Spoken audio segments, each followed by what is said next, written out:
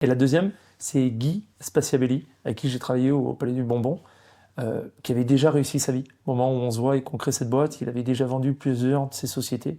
Et il m'avait dit, bah, c'est pas très dur hein, d'être entrepreneur. Faut être le premier, dernier parti, et irréprochable dans ce que tu fais, et remplacer n'importe lequel de tes employés. C'est-à-dire que si tu dois dire à un mec, t'es viré, je te remplace, il faut que tu puisses le virer, le remplacer. En revanche, Ok. il faut que tu puisses lui dire, avant de montrer ça, lui montrer que tu es capable de le faire et de montrer le niveau que tu attends de lui. C'est-à-dire que si tu es irréprochable, c'est fini. Donc toi, Par tu as un exemple, gros niveau d'exigence, ouais, je mais, pense. mais même par rapport à ce que je fais, moi, c'était un vrai problème mondial et même local et de santé publique, la Covid.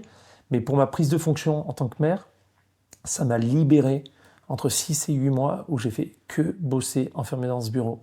Parce que ben, on n'avait pas le droit, il y avait le confinement, mais les fonctions de maire me permettaient de sortir, mais j'avais pas de collaborateurs en face de moi. Donc j'ai Ça, demandé qu'un truc, c'est ils m'ont amené des malles complètes de dossiers et j'ai pu travailler. les bouffer, Ouais. voilà. Tu vois, comme quand tu reprends une boîte et que tu relis tes bilans, Tu es un acharné de clair, travail. voilà. Et voilà. Et c'est ça en fait compte qui a permis à un moment de faire des analyses et de voir les carences. Et là, le côté entreprise, de se dire, là, il faut qu'on fasse un audit sur un truc qu'on n'a pas vu.